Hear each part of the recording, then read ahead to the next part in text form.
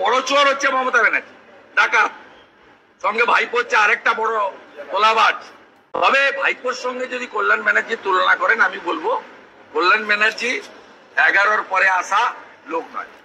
যে যাই চিল্লাক, সবাই শুভেন্দু অধিকারী নয়।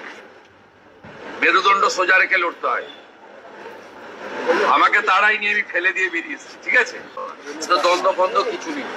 এটা একটা পারিবারিক পার্টি এবং এটা কোম্পানির মতো।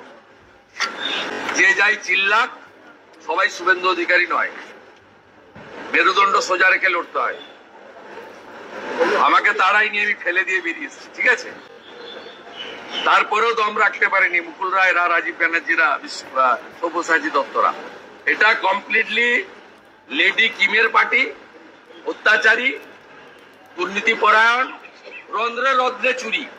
এই যে খানা খুলে গিয়ে খাবারটা দিচ্ছে না, ওটা হাঁদু খান না ভাদু খানের বালি মাফিয়া। পিছনে দেখবেন ভাদু খানের ছবি। চোর ডাকাতদের বড় চোর হচ্ছে মমতা ব্যানার্জি, ডাকাত, সঙ্গে ভাইপো হচ্ছে আরেকটা বড় তোলাবাজ।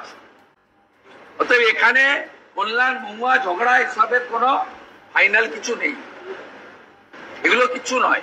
তবে ভাইপোর সঙ্গে যদি কল্যাণ ব্যানার্জির তুলনা করেন, আমি বলবো কল্যাণ ব্যানার্জি 11-র পরে আসা লোক নয়।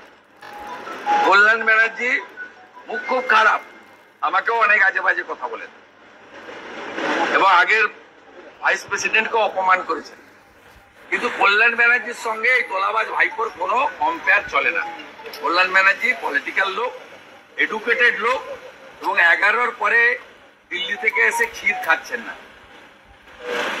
পথ কেটেছিলাম আমরা, ওই খাচ্ছে ভাইপো। এটা কল্যাণ ব্যানার্জি নয়। এটুকু